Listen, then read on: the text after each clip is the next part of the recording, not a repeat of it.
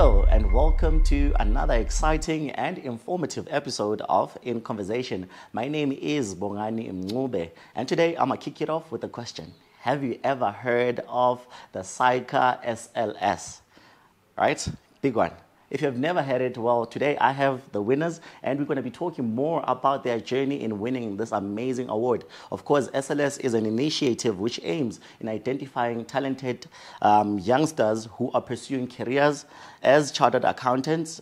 These young minds participate in essay competition and it's followed by numerous activities that aim at networking. Gracing me with their presence today are the winners of the SAICA SLS.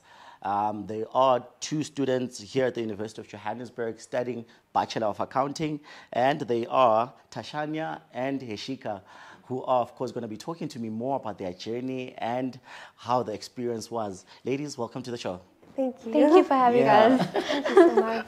Yeah, no, it's always wonderful to have winners in our studio. But I can imagine, it takes me back to that actual moment when you guys were crowned as the overall winners. What was going through your minds? I'll start with you, Yeshikah. How did you feel? Absolute shock. Yeah. I think I started clapping because I thought it was. I started clapping for other people. Yeah. So I was like, okay. But then when I looked at her and then she looked at me and then we looked at the screen and it was our faces and we were like, oh my gosh. So then we realized that we won. Yeah. And I think for us, it was just really such an amazing moment because it was all of our hard work and it was all of we put so much of our passion and so much of our efforts and labor into this project. This project we nurtured it from a baby and so it's really something that is so close to our hearts. And to hear that we were the winners, it was just really such an amazing moment. Thashania, were you also as shocked? I was shocked. It was really like a surreal moment, I think. But I think it's like an unforgettable moment. One of those moments where it's just like in shock. And I can remember she was sitting on my left-hand side. And I can remember they announced the name. And I don't think it registered that it was that it was us. Yeah. So I hit her. I hit her and I was like, that's us. Is it us? And then everybody was standing and clapping for us. And we just sitting there in shock. But it felt good. It felt good because it was like a recognition of our hard work. So, yeah. But I think you could hear the heartbeats the whole time. Yeah. I can imagine. It was quite a modest feeling, though, for you to clap for others, thinking you're not going to win. And I actually think that she was looking around for who was winning. So I was like, oh my gosh, it's us. Yeah. That's so modest of her to look for someone else when she's the actual winner. But as you're saying, it was recognition of hard-earned work. But I just want to find out that project itself, this work that we're speaking about. What was your project about? I know it's SDG focused, but yeah, I'll start with you, Yeshikah, to tell me what the project is. So the SAICA called all of the accounting stream students and said, look, we want you to tell us about your project that you already have in the works or you want to start creating that's focused around an SDG. So you could focus it around one or more. Our main focus is around SDG 8. So we wanted to address decent work and economic growth.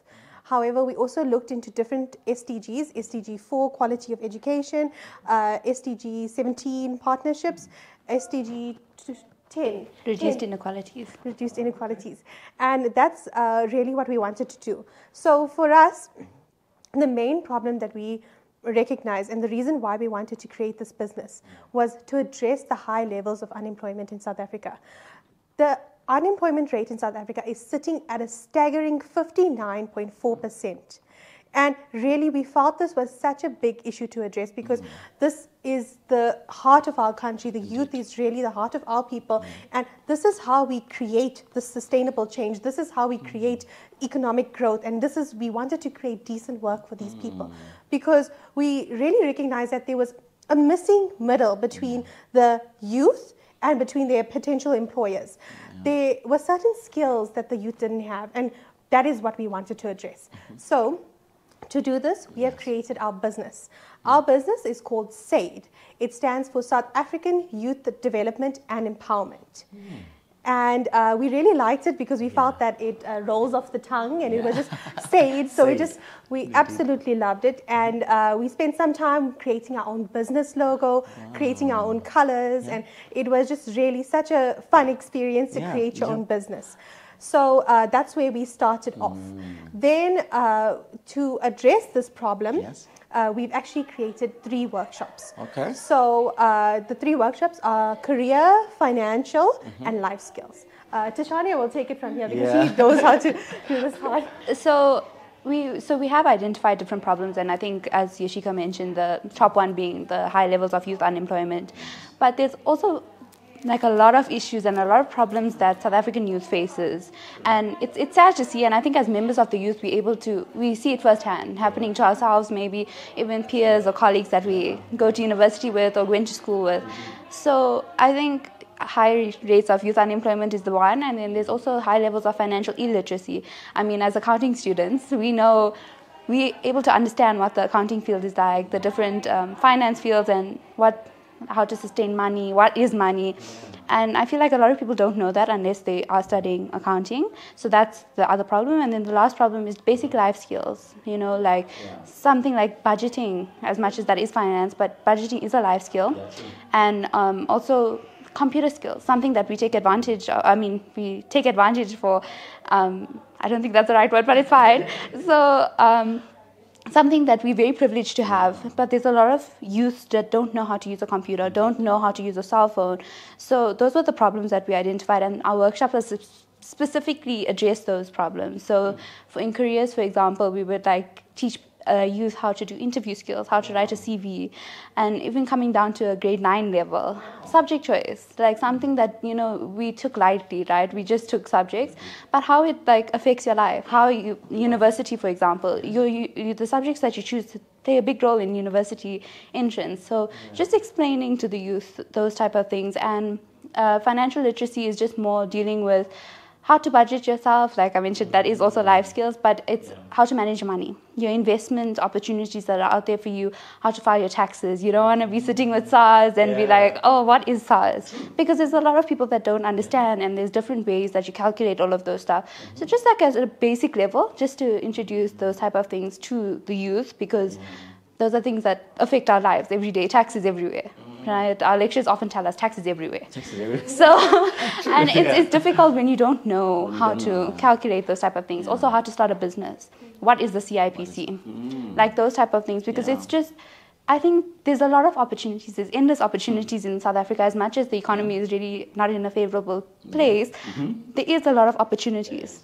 But the youth is not aware of those opportunities. So that's what I think SAID was created for. It's to inform and upskill the youth. And then life skills, the life skills workshop is just to better inform the youth, similar to the other ones. Teach them how to use a laptop. I think that's the main one that we centered life skills around. And then also physical well-being, your mental well-being. How do you transition into the workforce? Because it is a stressful transition, even going into university. But we keep mentioning university, but university sometimes is not an option for some people. So how to upskill yourself, even if you're not going to university. What's a TVET college? What's doing different courses? So that's what our business is. It's just about, we want to act as the middleman kind of situation, just to show how the different opportunities that are available to the youth. I think that's what it's about, because obviously there's many problems that we want to address, but we can't do everything. But if we can make a small step at a time and eventually grow into something bigger that will create employment opportunities, that would be great. But I think it's starting now from the youth's perspective. How do we empower them and upskill them to see the job market from a different perspective? Well, one famous singer once sang that we'll crawl till we can walk again, So it's always about the baby steps until you're at a position to be able to do more. And I like the idea of your project itself. It tackles a lot of problems, but you also understand the capacity that is related to it. And when we touch of taxes, we have big figures in our industry that do not even know how to file taxes. We've seen SARS going after some others. So this is important education. It does speak to the SDG-4, I think, which is quality education. Yeah. So now, personally, in your personal lives, maybe I just want to feel the relatability of this. Was it a thing that was inspired through what's happening within your communities where you come from, or your peers, or the brothers? Where did this idea really come from to say this is a problem? How did you identify it in society? So I think for me, during my first few years of university, I would take the bus to campus, and the bus and the train. And through this, I would just end up like speaking to people, and I would talk to like everyone around me and just hear about like their life stories and their journeys of life and what the experiences that they've had. And what I've picked up from the conversations that I've had with a lot of these people is that there are so many people who have the willpower, they want to find employment and they want to find a job and get that higher education for themselves, but they just don't have the means, they just don't know how. And there were so many degreed people as well who also, they weren't able to find work, or they felt that they were working in an industry that wasn't really what they were passionate about, wasn't related to their degree. They were just doing it to earn money. So for us, it was something personal as well. I think also in the sense that we, people that we went to high school with, and you just hear about like your friends and like the paths that they went down. And sometimes it's not always like the most favorable paths, and sometimes it's leads to drugs, to teen pregnancy, to just some like not nice roads that they went down. Yes. And so we said that this isn't just us. This isn't just our high school. This isn't just, a smaller problem. This isn't just in Johannesburg on the bus. This is all over South Africa.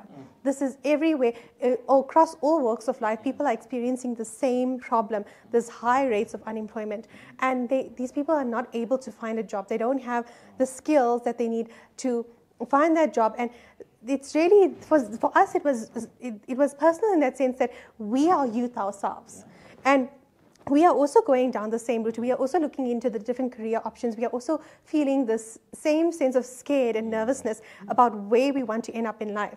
So we understand from the youth's perspective that this is where they are. And something. Yes. I need to take up. Tashania, did you share the same sentiments? I think we that's what drove this project, because it was similar. We were very similar. But I also think talking to people, and then the biggest thing is we youth ourselves. We read the news.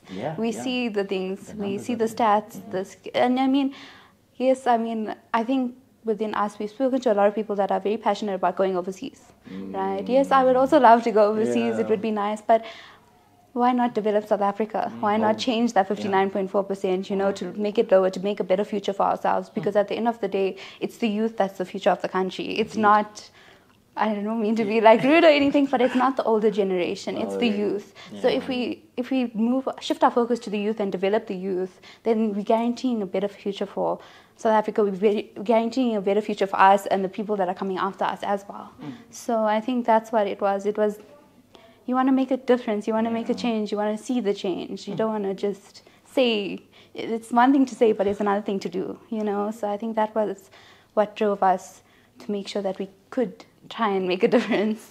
You are sure you guys are speaking to the hearts of many, because I'm sure anyone who's sitting anyway, it resonates with the problems that you guys are highlighting, and you are putting some sort of a solution to the table. There's no way. Me sitting here, I'm like, these are the winners, straight up, because I can feel that you're tackling the current problems, and one needs to do it, and if it's the youth, then the better, because the situation that you are talking about, my undergrad as well, I felt the same urge to say, should I stop school? Where will I go? What will happen? There's that, like my field, there's no work, there's this, there's that, and we've seen many people who have more distinctions than any of us, but they're not really somewhere in life because of the lack of information maybe sometimes, or support, like how this business aims to do.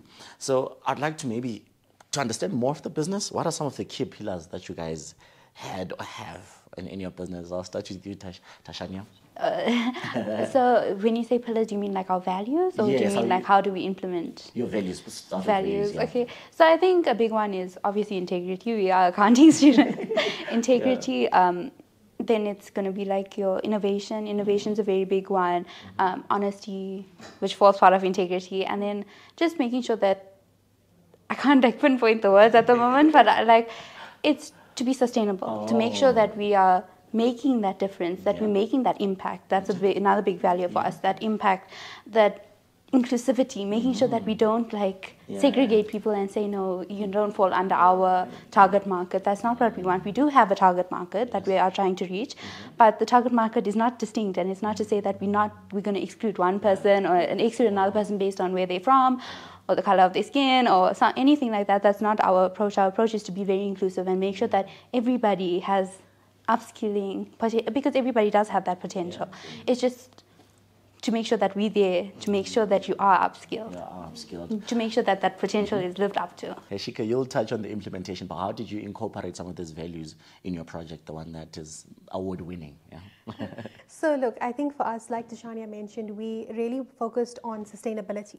So we need to ensure that we continue and we're able to go into the long run. And one of the ways that we do this is we wanted to focus our approach on the problem and not the solution. So the way in which we do this is we want to ensure that we are always addressing the youth and the youth unemployment, and we're looking for, okay, what is actually the problem here? Are the students, are the youth not able to get to their job interviews? Or do they not have the clothes for their job interviews? Rather than the solution, because our solution, we may feel like our solution is the best solution ever, we've developed it, but the fact is we need to always be adaptable. We need to adapt our solution to the problem. We need to change things. We need to be ensure that we're able to change it to suit the needs. If something isn't working out, we need to change it. We need to switch it around. We need to see what's not working, what do we need to change, how do we best meet the needs of the youth. So I think for us that is also one of our big pillars as well, just that sustainability and that just focusing on the problem and not the solution. Powerful. As I'm saying, you all are speaking to the heart. I think, because of what you are saying, it's like day-to-day problems that are there, and to hear young, passionate young people, the youth itself, tackling the problem, it's taking the bull by its horns. It's quite impressive to see. But in all being said, we cannot neglect the challenges that you guys encounter, and thus it was a competition in this instance. Probably public speaking was not your thing, probably something. So I want those little secrets from individually from you guys. What really happened? What was the challenge that you guys faced individually? So I'm going to start with you, Yeshikah. So I think just from my side, it was as an accounting student, we obviously had a lot on our plate and we were very busy, and it was something we had to take the time out and we had to make the time, and we spent like countless nights on phone calls with each other discussing how we're going to do it, what we're going to do, what is this going to look like, how is the presentation going to be, and so for us it was just that time constraint, I think. As university students to juggle and balance. But I think that for us, we work really well together, and we able to work well together. And I think for us that just helped us to continue with the project seamlessly. We didn't encounter any like big challenges where we argued or so it was just for us, it was such a great experience. No one wanted to pull the plug leave. No, I think that's also why we kept it between us as well, to just keep it, because we knew that we worked well together anyway. So it was just something, and I think for us, for both of us, it was our passion that drove us. It was our passion for this youth unemployment, and it was our passion for this country that really made us want to continue with this project, made us want to push forward. And you got to be the winners. Thashania, what about your side? What are some of the challenges that you encountered? I think for me, very similar to her, like the university workload and stuff, it was difficult to do, but I think we were both driven by the passion to make a difference. So I think that's what really pushed us. But then from like an interpersonal perspective, it was tough to speak to people. And I can remember like when we walked, so there was a panel of judges that we had to present to, and it was just our group that would go in, and we were actually called first. Oh, wow. And I know for me, it's been very difficult to speak to people. I've developed over the years. Thankfully, my mom also was a very big help. Now, huh? Thank you. I'm trying. But it's been very difficult to talk to people in general. But then, and walking into that room full with like 10 people that are very senior in the career field, very senior not only in accounting, but in business, in transformation and stuff like that. Walking into that room, I can remember like literally putting my head down and putting my hands on my knees and saying, yo, Can I have water, please? I literally like audibly went, yo, like I can't believe there were so many people, and they were all just like, it felt like they were like much bigger than me, like, and true. to like present a business case to them, it was a bit intimidating, but they were very nice. Yeah. They were very nice, so it was easier. But I think that nervousness, I don't think I stopped shaking the whole presentation. It was a 10-minute presentation, shaking the whole time. And I think there was sometimes where I stumbled over my words, and I think the perfectionist in me was like, oh my gosh, what's wrong with me? But like, I think from that perspective, it was tough. And I do remember like managing your emotions is really hard. Because for those 3, so the summit was over 3 days. Those 3 days was really, really tough. I don't think I've been in so much of like an emotional roller coaster. And I remember, I know it's a bit like personal, but I remember going home that Friday afterwards, and I didn't cry the whole time that I was there. But when I got home, I sat and I was like, I can't believe that I've done it. I can't believe, so like, proud of yourself. I think proud of myself, but also like, I can't believe how much I've like come, how far I've come, how far we've come together.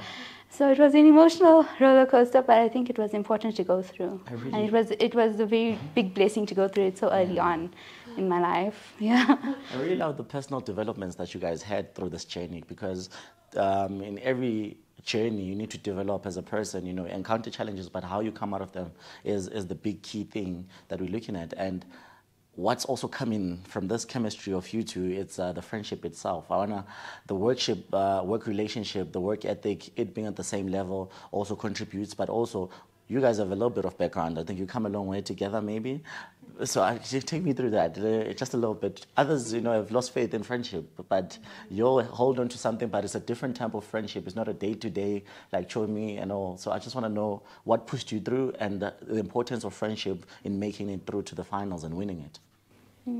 I think, I think so we were in high school together, we've been together, we've known each other since grade 8. So this year would be 7 years. Wow. 7 years, since 2017 was the first year that we met. So, I mean, obviously that synergy was really developed because of that. And we're going through the same degree. We went through, and through high school, we actually were in the same class for 10, 11, and 12 because we had the same subject choice. We even took to the T the same subject choice. So I think that obviously developed. We say I even had the same 8th subject, extra subject.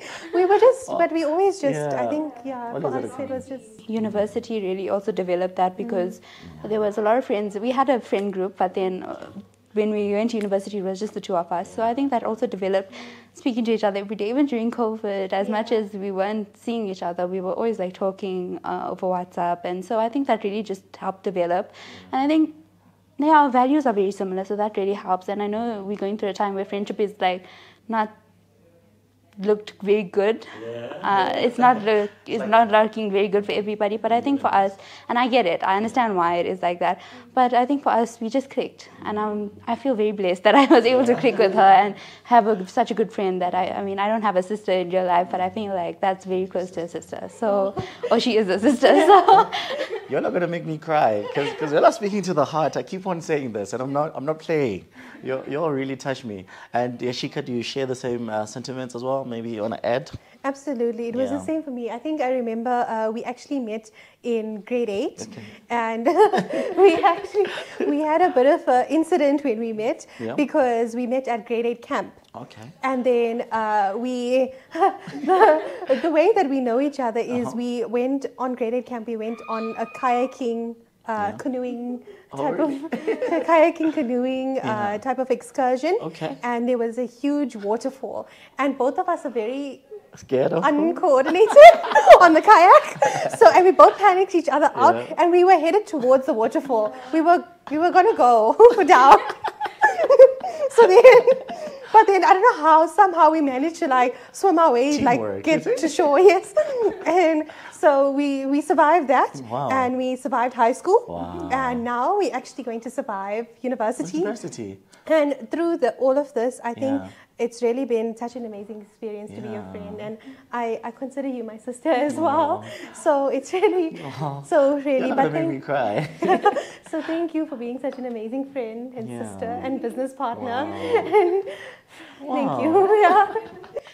I'm glad I had to facilitate this moment. I think, yeah, when you got the awards, emotions are over, but this is a different type of connection, expressing how you feel about your business partner and your friend and your classmate. I think that's something also all of the judges mentioned for us as well. They said, every one of them said, your friendship, we can just see how well you worked. You just clicked together. Yeah. I think when we were doing the presentation, we just, our IQs, we just knew what we were saying.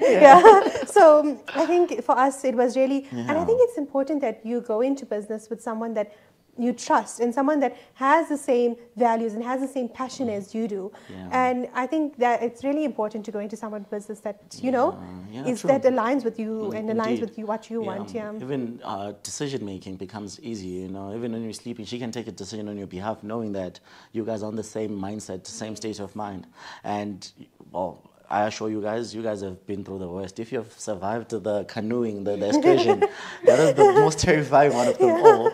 Well, the others is just going through it. But also, at the same time, there at the SLS, coaching and mentorship was provided. You did say that the judges did see through you with the connection that you guys have. What did you make of their mentoring, and what did them being there do for you as people that are coming into a competition? How's the experience having to have coaches and mentors? Oh my word, it was just the support that SAICA gave us was just out of this world. We had we had a lady, her name was Appavoo, and she helped us throughout the whole process. And I think the moment that we walked in, she could see that we were both nervous. She just made us feel so at ease, and she was really there for us every step of the way. And she said, so on the very first day, we had to come in with our presentations ready, so our PowerPoints ready. And we had an idea, we had actually practiced our presentation already, but Appavoo sat us down and she told us, look, I love your presentation, it's great, but let's make a few adjustments. And I'm so glad that she told us to make those adjustments, because the very next day when we were presenting in front of the judges, those same points came up and they were like, oh, I'm so glad you did this. And we were like, Let's take the credit. So, and I think just from SAICA's side as well, the support that they gave us from the very start, when we were submitting our project, when we were coming into SAICA, it was just so seamless and it was really wonderful. We met so many business leaders and so many people within the industry who were willing to help us and who wanted to network and who wanted to offer their advice and offer their helpings, and it was just so wonderful. We actually met the CEO of Harambee Youth. Oh yes. And she was actually one of the judges on the judging panel. And she was so kind. Actually, it was today that she invited us to her offices. And we got to see her offices today. And then we just got to learn a bit more about another business who's also in youth empowerment and who's also becoming a difference maker within the industry. So it was fantastic to see that. And it was just fantastic to meet all of these people from like the different walks of life who are able to give their input and able to give their advice on our business, because really at the end of the day, it's these mentors and these business leaders that help us and help enable us and push us forward to push our business forward. And really it's just something, and it's something that we're so grateful for. And it's, I think to SAICA, it's just really such an amazing experience, and we're just so very thankful and grateful for this experience. And I think, like you mentioned before, it was a really huge personal development like for us as well. So that alone, it was amazing. Thashania, same? I think the same, but it's also maybe not direct mentorship and stuff, but being in the presence of leaders. Because leadership is not something that you can really be taught, but you do learn from leaders, and you do, understand how their brains are wired and stuff. So that really helps. But I also feel like the other finalists, they're leaders in themselves. So learning from them is also a very big thing. Not to say that there were certain people that we didn't get the opportunity to properly interact with, but I mean, just being in their presence is like, it's very inspiring. It's very inspiring, and it drives you. It really just drives you, and it shows you what type of leader you can be, and also what type of leader you want to be. And I think, like I said, leadership is not something that you can be taught, but you can learn it. Or you can learn what you want to be. So I think that was the best thing, and I think SAICA really aided in that, bringing in these very inspirational people, these people that are leaders in their fields, and showing us potential, what our potential could be, because as much as they were like a little bit daunting, it was daunting to be in the presence of these people. It was also very inspirational, and all of them were very down to earth, very, very down to earth. We actually, one of the people that we met on the presentation day, Senzo, he was the winner of the top 35 under 35 last year, and he was also on our panel. And we had such a good conversation before the judge. They were talking about Port Elizabeth, and it was like just a normal conversation. So I think being in their presence is also very humbling, and it teaches you a lot. So I think as much as maybe they didn't like say what they or like to teach us something, they didn't say it, but I think being in their presence is also like a learning experience in itself. So I think that's what. So leadershipness actually became contagious. You can might as well leave me with some. I'm politely asking, but also, guys, as you're saying, we're just grateful to SAICA. But you are also from the accounting department. What role did they play in facilitating this and the support that you guys got from the department? Because now you are the department's pride and joy for now. We have others that are coming, so don't be comfortable. But yeah, what did the department do for you as UJ? Yeah. As part of the business case, we were required to have advisors, and one of our advisors, her name is Ms. Colleen Dempsey from the department. She's a senior lecturer for auditing, and I think she was just incredible. I literally sat in the office for about 2 or 3 hours going over our business case, and she really gave good, solid advice, and throughout this whole journey, she's been super, super supportive about it. And I mean, at first we were a bit hesitant to put ourselves out there, but when she was the one that was like, you guys should do it, put yourselves out there. And then obviously Mr. Andre for marketing ourselves, for being our marketer. It's just incredible. And I think the way that the department rallies behind us and supports us and shows that they have faith in us. It means a lot, because when you have people that are senior to you, that are in the accounting field, the field that we are studying for, it means a lot, because you kind of think to yourself, okay, I'm on the right route, I'm in the right path, I'm at a good university, and the university cares about me, and like it feels good. It feels good because the university is a big university, but when they're able to celebrate like their students' achievements and rally behind and it's a good feeling. It feels good. It makes me feel like, okay, maybe I did do something. So I think we're just very appreciative of it. It's very nice to know that our university stands behind us and supports our ideas, supports our innovation, and it's good to see that as members of the youth, that they are supporting the youth, that they are trying to develop beyond university, getting degrees. They are like driving their students to make a difference, make an impact, and they support that impact. As a university themselves, they are very transformative, and the Department of Accounting is very transformative, and the way, like how they implement different things. So I think bringing it down from a personal level, like away from the university, how they support you, even though it's not a university activity per se.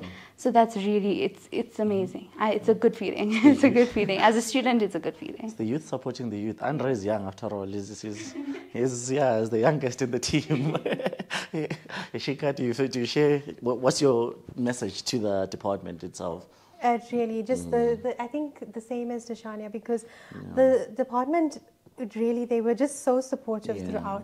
And I think after they heard that we won, I think the very next day, they posted on all of their social medias, and they really put us out there, and they really advertised us. And I think we really appreciative of that, because that for us is just making our brand known and making our business known. Exposure. And, that exposure was just wonderful. And afterwards, they actually hosted us for a high tea. With some of the head of departments and some of the lecturers and our advisor, Ms. Colleen Dempsey. And it was really great to be at that high tea and to speak to what they thought. And it was nice to feel that accomplishment and to feel that support behind us, and to know that we are supported in all that we do. And I think just after that conversation as well, and speaking to some of the head of departments, and for people who are within the accounting industry and people who are within the business industry, some of the conversations that we had was, okay, what are you going to do from this point forward? How are you going to take this business forward? Because look, you university students, we want you back here next year. Don't let this take you off your focus. Yeah. But we do support you and we want you to continue with this. How are you going to do that? Wow. And I think that's an important conversation that we needed to have, because as much as we wanted to win the SAICA SLS, that wasn't our goal. Yeah. Our goal is really to get our business established, to start ourselves up, to bring ourselves on, to really create a difference within South Africa. And I think just having those conversations with the head of departments and with people who have this experience, it was amazing to feel that support and amazing to have these discussions. I think one of the things we discussed was, okay, what type of company do you want to register as? Because for us, it was a no-brainer. We want to register as an NPO because we are non-profit. But then the auditing lecturer, Ms. Colleen Dempsey, she brought the question up. She said, okay, yes, you can register as an NPO, but with regards to the taxing regulations and with regards to how you're going to be taxed, how you're going to earn income, perhaps it would be better to register as a private company, because in terms of other companies who are donating to you, they may be able to receive that Section 18A deduction, because there are some certain rules and regulations with regards to donating to an NPO versus donating to a private company. So there's a difference between them, and we didn't even think about that. So it's something that we had to look into. So just having like those types of conversations and starting up a business account for us, and those conversations, it was important for us to have, because it was something that we really needed to give some more thought to. I'm like speechless, because that support is very important, and some of the aspects that they taught you on or supported you on are covered in your business, to say we want to help more, and the same energy that was granted unto you also want to reciprocate it unto others, and also now bringing in the tax brackets and the tax regulations. I feel the need to ask this question: why is it important for like sustainability and community-based initiatives to have people that are from your industry or fields, like accounting people? Because this knowledge is important. A business is on that, sustainability is on that. To build a community, businesses should know at least something about accounting. There's no business that functions. I've heard that the most two important people in a business is a lawyer and an accountant. If you have those two, you can succeed. So what is the importance of having you guys being in these community-driven initiatives? So I feel like, okay, to make a business work, there's different career fields that you need, depending on the business, obviously, that you have. But I feel like for accountants in specific, we know how the industry, not we, I'm getting there. Accountants know how the industry works. And like I said earlier, tax is everywhere. Tax is every day. We see it every day. And how it impacts a business is actually very significant.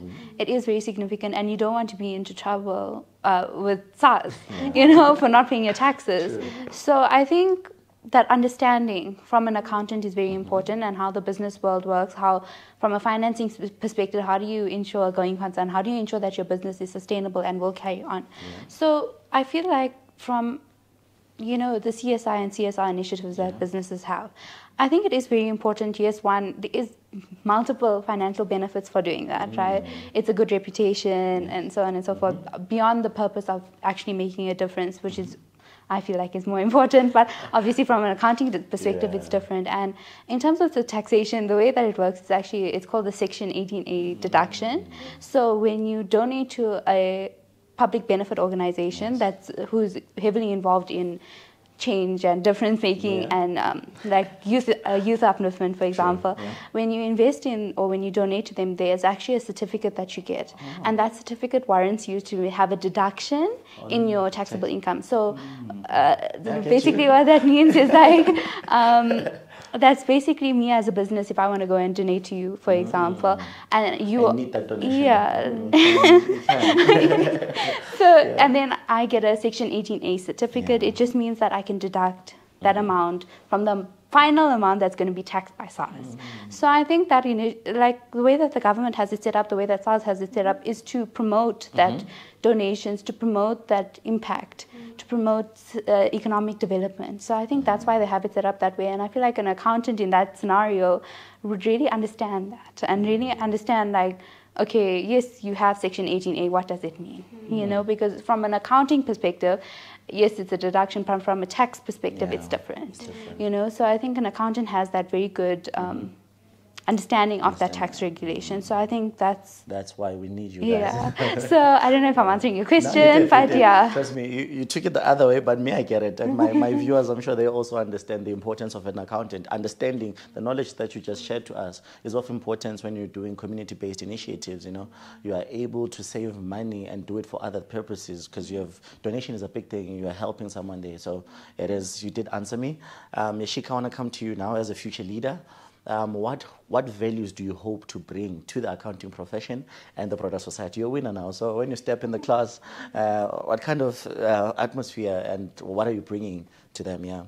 So for me, I think this is something that UJ has really implemented into my education and implemented into everything that I do, every assessment that I've done. Everything that I've done is to be a critical thinker. Wow. So I think for me, into the accounting industry, I don't just want to be a textbook accountant. I don't, as much as it is important to know all of the rules and how everything works, I really want to be able to think outside the box and think about how does this affect life practically. And I think for us, Thashania and I were talking about it today. In our auditing module, we actually have one of our amazing lecturers. She actually, the way that she teaches us is she teaches us the principles. But what she does is she brings real life cases, like KPMG fraud cases, and she brings them forward and she says, what were the controls that were missing here? What were the substantive procedures that needed to be performed to detect these problems within this industry? So I think for me, and it's something that we both very passionate about, is to have that knowledge and to be able to identify problems like that. And I think going forward as a future leader and as a future chartered accountant, I really want to bring forward that critical thinking. And that, and I think just from this SAICA Leadership Summit also is critical thinking and leadership. And just bring forward those, because at the end of the day, that's really how you're going to become a difference maker within the industry and how you're going to make real impactful change within South Africa as a chartered accountant. Thashania, what about yourself? I'm impressed with critical thinking. Critical thinking is something that's drilled into us, so I think that's a very big one. But also I think in terms of winning and walking into a classroom and stuff, I don't want to feel any different. I'm still a student, you know, I'm just a human being, just like everybody else that I see. So I think that's important. But then I hope anyone that's probably seen the posts or that's seen all of those things, I hope that they're inspired to make a difference as well. Even our peers, the people that we sit in the same classroom with, I hope they're inspired to make a difference as well, because it's us, our future is in our hands. So I think that's critical thinking and that, and a lot of humanity as well, I think, because after all, we're human beings, you know. And I want to bring it this also towards the end of our interview. It is, of course, based on the ideas that you guys just shared as being future leaders and what you really hope to bring out. There is someone maybe who's trying to make a difference, but probably they're about to give up. You know, as you're saying, challenges can be different.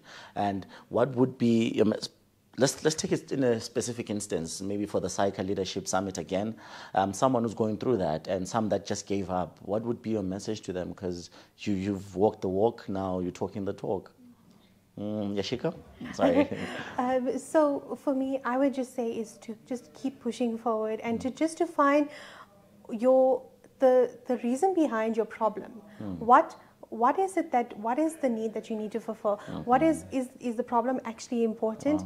And adapt your solution to that rather than adapt the problem. And just really just keep on pushing forward, because it's worth it at the end of not just I think for both Thashania and I, we didn't go in this and we didn't start our business to win this project. Yeah. For us, it was really, we actually started this business at the beginning of this year, and we said that it's something that was really close to our hearts, and it's something that's been in the works for a while. Yeah. So we really wanted to push forward and start something. And when the SAICA Leadership Summit came up, we said, let's enter this. This is the one. But Yeah. look, at the end of the day, we know that the competitors were amazing and they brought forward amazing ideas. So if we didn't win, we weren't going to let ourselves be upset about that, because at the end of the day, for us, it wasn't about winning. Yeah. For us, we really just wanted to get our business off the ground. We wanted to start up. We wanted to push ourselves forward and push ourselves, I think personally, to our limits to see what are we capable of. And I think just for the future people and people who are entering this summit, really just keep on pushing. Just try your best, and I'm sure you'll succeed in everything that you do. Thashania, with you, the question is a little bit different. With you, it's now you've won. Then where to from now? What are the plans to take your project better? I've understood the broader impact, like you really want to do a lot of things with this business, but where to from here as a business, as a company? So I think we've had a lot of discussions regarding that, and I think this is not something that we want to push back. It is something that we are going to implement. It is something we are going to be taking forward. But in saying that, we are still students. We are going to be studying CTA next year, and it does take a lot of time. Obviously, planning a business, making sure that it's efficient, it takes a lot of time. But we've already decided we are finishing a little bit early this year. Okay. So before next year, we want to at least hit the ground running a little bit and have a little bit of a trial run. We understand that nothing's going to go perfect. We get it. But we don't want this to just die down. This is not what we want. We want to make sure that we carry on.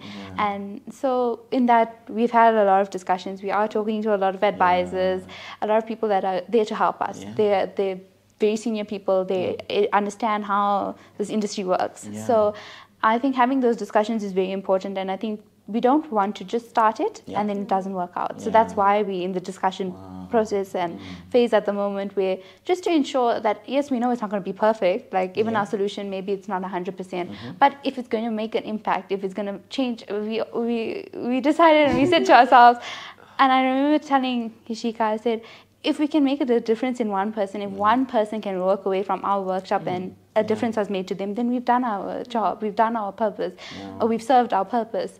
And I think that's what we're aiming for. We are aiming to make that difference. So we do want to make it as perfect as possible. We do want to make sure that it does work and it's not going to become redundant. We want to make sure that we are influencing millions of lives, millions of youth. So I think that's where we are at the moment. We are in the discussion phase. We are in the planning stage. So I think it is a very difficult, because I feel like, yes, we won. I feel like a lot of the question on a lot of people's minds are, so what? What now? You're winner, so what does that mean? It's okay. And I mean, it's a valid question, right? But for us, I think having those discussions, making sure that we are okay, and we are, our goal is clear, just to make sure that we are making that impact is very important to us, I think. And so we're in the discussion phase, and then afterwards we'll see how it goes. We're not going to push it too much, because I feel like when we push too hard, sometimes it falls through the cracks. So and I think we're just building our network, making sure that we have partnerships and for people to come in and help us and assist us with those workshops, because that's what our model is, partnerships. It's about people that are professional, people that are accredited to do these things that come in, so then it will help the youth better, I feel like, in that sense. So we're planning to start early next year with the workshops themselves, but during these next few months we are in the planning. So I think that's where we are. Thashania scared me for a little bit there when she had a pause to say, this year we're finishing early, and then we're going to hit the ground running. That pause for me, I was like, hey, you're not going to Dubai or something. You want a break? We are not. You scared me when you had that pause. I'm like, what? But if the target is to change lives, trust me, you have the way you guys articulate yourself, the business model itself. I'm Tash myself, so you've changed one person's life. The vision, the mind, to see that business is important as well. While you're still studying, you can also be a business person. You don't need to say, no, I'll finish first. I'm a student. I must conduct myself in a student manner. So you can be able to tackle both, just balance and prioritize what's important and what gets you going. Well, it's almost, we've went overboard with the time, but in conclusion, we have a thing that we call Monday motivation. So it's just each and one of you looking into your camera and saying something to someone who's watching now. Be it a parent, it's not limited, it's about what's going through your mind, but it aims to motivate. It aims to say, dust yourself up, the world is still yours. So I'll start with you, Yeshikah, and that's your camera there. Okay. Something that is something that really motivates me and really pushes me forward and makes me really passionate about this business is actually a quote that goes, if you want to walk fast, walk alone. But if you want to walk far, walk together. Powerful. Well, it's self-explanatory, seriously. Thashania, what's your motivation? I think it's just to push your boundaries. Just push yourself, because you are capable of it. You do have endless possibilities and endless potential, rather, not possibilities, potential. And I mean, sometimes it does get tough, but it's about how you overcome that. And if you feel like you can't, you can. And anyone that tells you you can't, they're wrong, because you definitely can. And I think if you need to take a break, but don't make it a long break. It should be just enough. And I think just look after yourself. Just look after yourself as much as you can. If you need help, speak to people. And that's all I gotta say. I think just work hard. Put your head down, just work hard. And the world is yours. I think that's it. That's all I have. Well, trust me, I cannot thank you more than enough for coming through and for touching my heart. I think you're St. John's today. You're working on my heart with your words. You were busy operating, because I'm really touched. And big ups to the big work that you guys are doing. It's amazing work. It's great work. And all the best for the business. Thank you. Thank you. Awesome. Well, there you have it, dear viewers. I was joined by the winners of the 2024 SAICA SLS. They have an amazing business, which is SDG focused. I got to learn a lot about their business, and I constantly mentioned I was touched because it does speak to humanity. It does speak to community-based initiatives, and it aims to change lives and improve the stats that we have that are negative on our nation. My name is Bongani. Thank you for joining this episode. We'll see you on the next one.